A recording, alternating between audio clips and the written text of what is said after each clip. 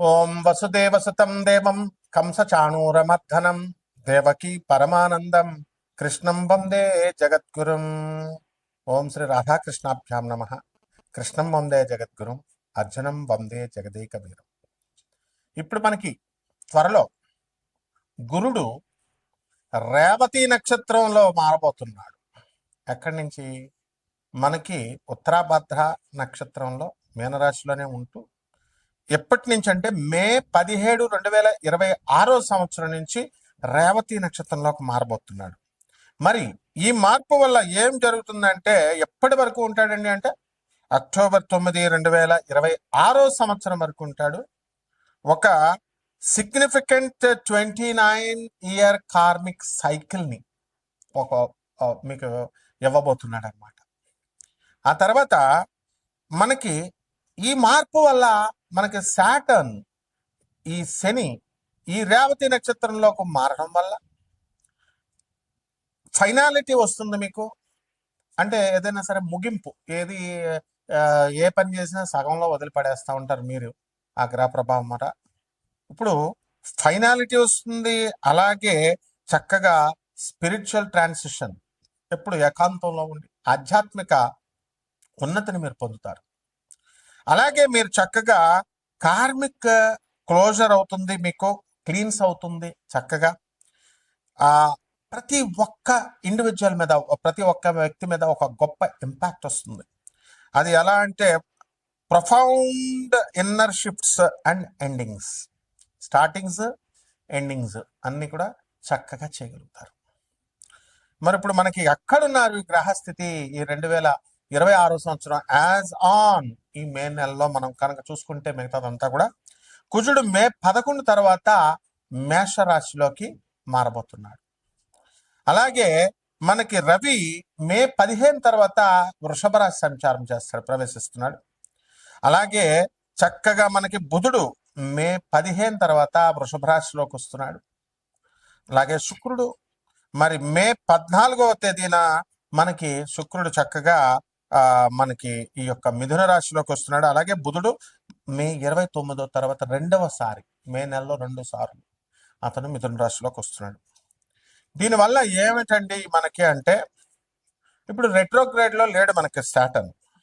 ఎలా ఉన్నాడు? ఎక్కడున్నాడు? 15 డిగ్రీల మనకి మీన రాశిలో శని ఉన్నాడు.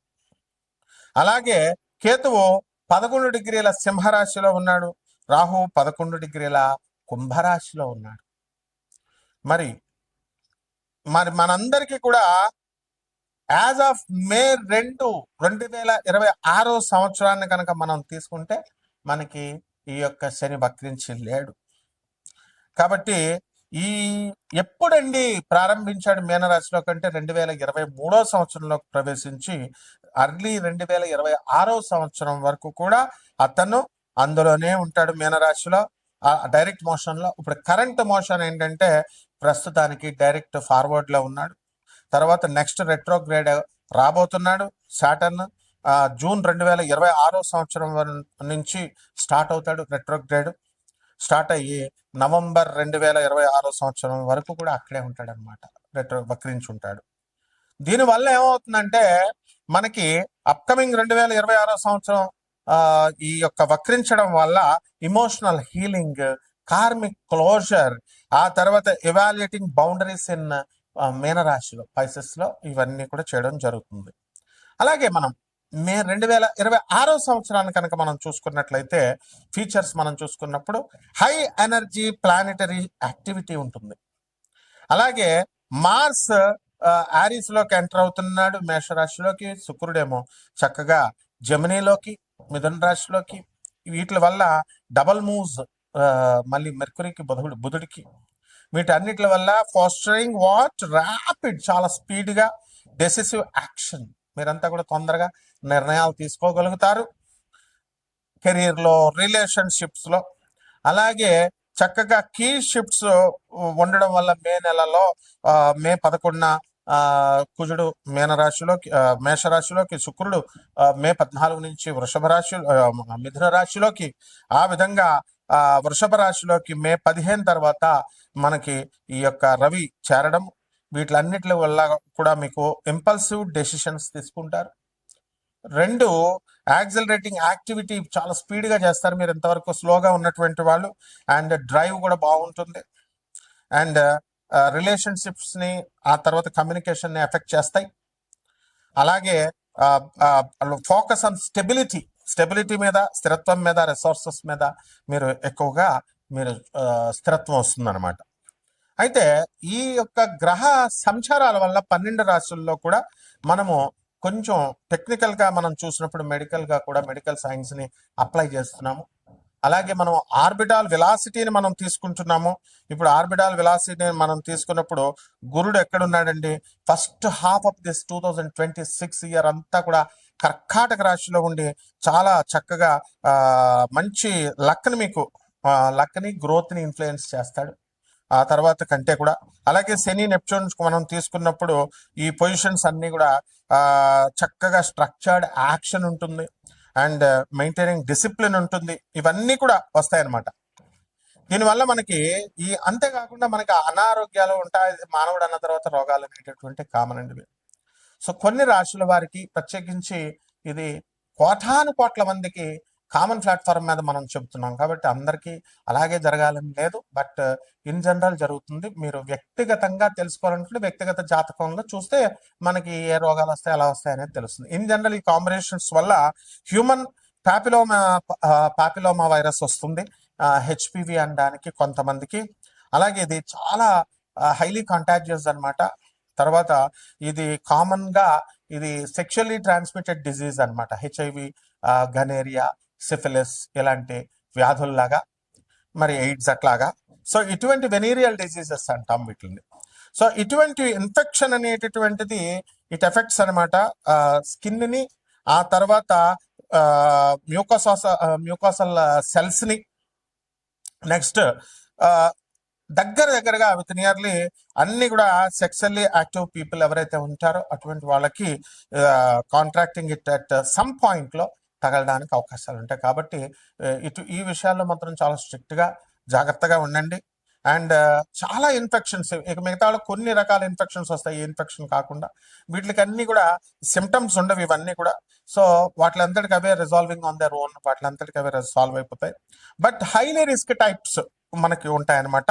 సో ఇవన్నీ కూడా జెనిటల్గా మనకి వాట్స్ అని, క్యాన్సర్స్ అని ఇలాంటివన్నీ కూడా రావడానికి అవకాశం ఉంటుంది. పర్టికులర్గా of the cervix and anus and throat, వీటిల్లో ఎఫెక్ట్ అవ్వడానికి అవకాశాలు ఎక్కువగా ఉంటాయి. అలాగే దీనికి ప్రివెన్షన్ ఒకటే మార్గం అండి. Prevention is the only key అనమాట. అండ్ ప్రైమర్లీ త్రూ వ్యాక్సినేషన్ తీసుకోవాలి అండ్ రెగ్యులర్ స్క్రీనింగ్స్ చేసుకుంటూ ఉండాలి. కాబట్టి ఈ మోస్ట్ ఇన్ఫెక్షన్స్ అని ఇవన్నీ కూడా నేను మొట్టమొదటిగా చెప్పినటువంటి అన్ని కూడా అసిమ్టోమాటిక్గా వస్తాయి. ఎందువల్ల కేతు సింహరాశిలో, రాహు కుంభరాశిలో ఉన్నప్పుడు సిమ్టమ్స్ అసలు కనబడినప్పుడు. And it will be cleaned by the immune system within 2 yearsలో క్లియర్ అయిపోవడానికి అవకాశాలు ఉంటాయి. కరెక్ట్గా అప్పటికే ఈ మేన రాశికి నుంచి 2.5 సంవత్సరాలు మేష రాశిలోకి వచ్చి అక్కడ ఇంకొక 2 నెలలు మార్చి 2027 వరకు మేన రాశిలో ఉండడం జరుగుతుంది శని. అలాగే PCOS ఆడవాళ్ళకి, మరి ఇటువంటి వాళ్ళకి అందరికి కూడా కొంతమందికి కొన్ని రాష్ట్రాల వారికి ఈ కాంబినేషన్ వల్ల పాలిసిస్టిక్ ఓవరీ సిండ్రోమ్ అంటాం దాన్ని, PCOSని. మరి ఇది కామన్లీ హార్మోనల్ ఇది అండ్ మెటబాలిక్ డిసార్డర్ ఇది. సో ఇవన్నీ కూడా people who are with ovaries, ఈ ఓవరీస్ని ఎఫెక్ట్ చేస్తాయి ఇవి డ్యూరింగ్ దర్ రిప్రొడక్టివ్ టైమ్ అనమాట, periods, years. And irregular periods రావడము, నెక్స్ట్ ఎక్సెస్ ఆండ్రోజన్ లెవెల్స్ ఇవన్నీ కూడా ఉండడం, మేల్ హార్మోన్స్ ఇవన్నీ. అండ్ అలాగే స్మాల్ ఫ్లూయిడ్ ఫిల్డ్ సిస్ట్స్ ఉంటాయి, అదే ఫాలికల్స్ అంటాం, ఆన్ దిస్ ఓవరీస్ మీద ఏర్పడడానికి అవకాశాలు ఉంటాయి. అండ్ హార్మోనల్ ఇంబ్యాలెన్స్ మనం ఎక్కువ చూస్తాం, హై లెవెల్స్ ఆఫ్ ఆండ్రోజన్స్ చూస్తాము, లైక్ టెస్టోస్టిరోన్. ఇవన్నీ కూడా డిజర్వ్ చేస్తాయి మెన్స్ట్రువల్ సైకిల్ని. సో ఇట్స్ లీడ్స్ టు ఇర్రెగ్యులర్గా పీరియడ్స్ మీకు రావడానికి లేదా మిస్డ్ పీరియడ్స్ రావడానికి అవకాశాలు ఉంటాయి. సో ఇక్కడ మనం జూపిటర్ యొక్క కాంబినేషన్ తీసుకున్నప్పుడు, వెలాసిటీని మనం తీసుకున్నప్పుడు, మనము దాని ఆర్బిట్లో కానీ అలాగే వాటిని దాని యొక్క అట్మాస్ఫియర్లో కానీ మనం తీసుకున్నప్పుడు మనం దాన్ని మెజర్ చేస్తాం. ఎలాగంటే Doppler spectroscopy, next radio science tracking and cloud tracking టెక్నిక్స్తో చేస్తాం. చేసి ground based instruments like Fourier transform spectrometers వాడతాము. ఎగ్జాంపుల్ జోవియల్ అనేది. అలాగే ఎస్ప్రెసో స్పెక్ట్రోగ్రాఫ్ మెజర్, దీని నుంచి డాప్లర్ షిఫ్ట్స్ నాసా ఉపయోగిస్తుంది. నాసా జూనో మిషన్ అంటాం. దీనివల్ల deep space network antennas to track radio signals అనమాట. సో దీని నుంచి మనం ఆర్బిటాల్ వెలాసిటీ మనం ఆఫ్ జూపిటర్ మనం తీసుకున్నప్పుడు as on this day 13.06 kilometres per second ఉంది. And determined by tracking its orbit and the sun, around the sun. So ఈ విధంగా ఇదంతా కూడా జ్యోతిష్యం అంటే ఏదో 4వ ఇంట్లో రాహు, 3వ ఇంట్లో శని, ఏమన్నా నాకు బాగుంటుందండి, మా ఆయన మేము కొట్టుకుంటున్నామండి, ఇలా చేసేసారు ఆస్ట్రాలజీ. మళ్ళీ అట్లా కాదమ్మా, చాలా సైంటిఫిక్ ఇది. నేను చక్కగా ఈ యొక్క సైంటిఫిక్గా బాగా చదువుకున్నటువంటి వాళ్ళకే కాకుండా చదువులేనటువంటి వాళ్ళు కూడా మనల్ని సంప్రదించవచ్చు మీరు చక్కగా. కాకపోతే మీరు అండర్స్టాండ్, జెన్యూనిటీకి దగ్గరగా ఉంటుంది. మనం ప్రిసైజ్గా నాసాస్ లైవ్ రిపోర్ట్స్ని బట్టి నేను చూసి చెప్పడం జరుగుతుంది. కాబట్టి మనము మీరంతా కూడా నా ప్రెడిక్షన్స్ అన్నీ కూడా అక్యురేట్గా ఉంటాయి, ఆ తర్వాత ప్రిసైజ్గా ఉంటాయి. సో దానివల్ల మీరు చూసుకోండి. ఇప్పుడున్నటువంటి ఈ గ్రహస్థితి 12 రాశుల మీద ఒక్కొక్కరి వారీగా ఏ విధంగా ఎఫెక్ట్ చేస్తుందో చూద్దాం. సింహరాశి, నేను చెప్పాను అదే జరిగింది. సింహరాశి వాళ్ళందరినీ చూడండి, యాక్సిడెంట్ జరుగుతుందని చెప్పాను. మోస్ట్ ఆఫ్ ద కేసెస్ సింహరాశి వాళ్ళు అమెరికాలో సిగ్నల్ దగ్గర ఇలా కారు ఆపుకుని ఉంటే వెనక ట్రక్ వచ్చి గుద్దేసి కారు నుజ్జు అయిపోయింది. ఇన్సూరెన్స్ వల్ల వస్తుంది కానీ మనిషికి ఏం కాలం. ఎన్నో కాల్స్ నాకు ఆంధ్ర నుంచి, తెలంగాణ నుంచి, గురుగారు యాక్సిడెంట్ అయిందండి, మనిషి పోలేదండి, నేను ఉన్నానండి, యాక్సిడెంట్ అయిందండి. సో దిస్ ఇస్ హౌ ఈ యొక్క సింహరాశి వాళ్ళు చాలా జాగ్రత్తగా ఉండాలి. అది తప్పు మీద అవతల చెప్పండి. మీరు చెవులో పెట్టుకొని ఇదిగో ఇలా పెట్టుకొని సెల్ ఫోన్ మాట్లాడుతూ తర్వాత ఆటో మాట్లాడలేవా? పోలీస్ సిఐలు చెప్తున్నారు, ఎస్ఐలు, ట్రాఫిక్ వాళ్ళు ఎండలో, ఎంత మండు టెండలో చెప్తున్నారు, వింటున్నావు? హెల్మెట్ పెట్టుకో అంటున్నారు. హెల్మెట్ పెట్టుకుంటున్నారు మీరు? మా దత్తువే పెట్టుకోవట్లేదు. హెల్మెట్ ఇలా పెట్టి ముందు పెడతాడు సార్, కనబడదు సార్. హెల్మెట్ పెట్టుకోకపోతే యాక్సిడెంట్లు అవుతాయమ్మా సింహరాశి వాళ్ళకి ముఖ్యంగా.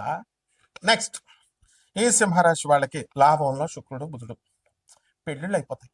ఎవడ కావాలండి పెళ్ళి? ఉద్యోగంలో అయితే నీకు పాల ప్యాకెట్లు అయితే మళ్ళీ మర్నాడు డైవర్స్. ఈ రకంగా ఖర్చు అనేదమ్మా, ఖర్చు కావాలా. సో శుక్రుడు బాగున్నాడు, డబ్బు బాగా వస్తుంది. స్త్రీల వల్ల డబ్బు, అంటే స్త్రీలని పరాయి స్త్రీలు కాదు నాయన. తర్వాత ఈ యొక్క భార్య మూలకంగా, తర్వాత అత్తగారు ఇవ్వాల్సినటువంటిది. బుధుడు మీ మేనమామలు తెచ్చిస్తారు, నీ విజ్ఞానం తెచ్చిస్తుంది, నీ కమ్యూనికేషన్ స్కిల్స్ ఇస్తుంది. అలాగే నీకు ఈ యొక్క సింహరాశి వారికి రాజ్యస్థానంలో రవి బుధులు ఉన్నారండి మే 15 తర్వాత. దానివల్ల ప్రభుత్వం పిలిచిస్తుంది మీకు లాభాలు, టీఏలు, డిఏలు, అరియర్స్లు, అనుకున్న పనులన్నీ కూడా చకా అయిపోతూ ఉంటాయి. కానీ అట్ ద సేమ్ టైం ప్రభుత్వం నుంచి కూడా చాలా కొన్ని సమస్యలు రావడానికి అవకాశాలు ఉంటాయి. ఉదాహరణకు వాటర్ వదులుతాడు, వాటర్ బాగుంది, వాటర్ కనెక్షన్స్ లేవు అనుకుని బాధపడ్డారు, వాటర్ ఇచ్చారు. ఇప్పుడు ఎన్నింటికి వదులుతాడంటే రాత్రి 1:30కు 2ంటికి వదులుతాడు.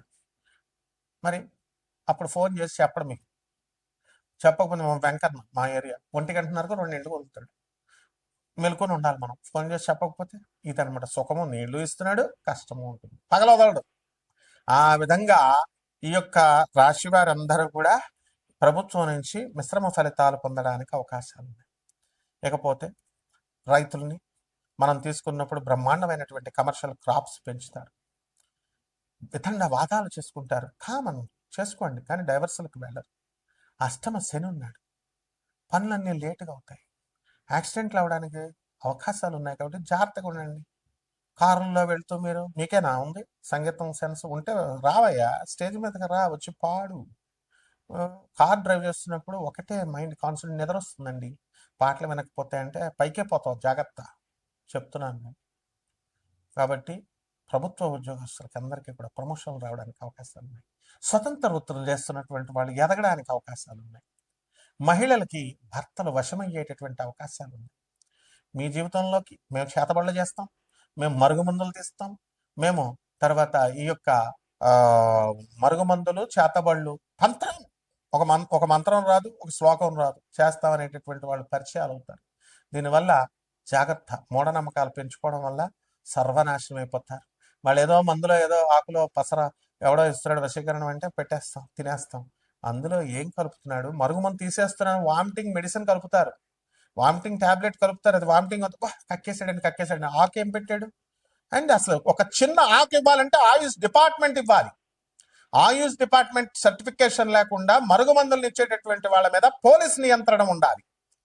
అటువంటి వ్యవస్థలో పోలీసులందరూ కూడా I request all the commissioners and the DGPs to arrest all the fellows who are giving this ఏమిటిది ఆయుష్ సర్టిఫికేషన్ లేకుండా ఈ యొక్క చేతబడి మరుగుమందులు ఇచ్చేటటువంటి వాళ్ళని ఏరి పారేయాలి మనం. మీరు ఏరి పారేయకపోతే నేను ఏరేస్తాను. I will put all the pills and in the courts of law.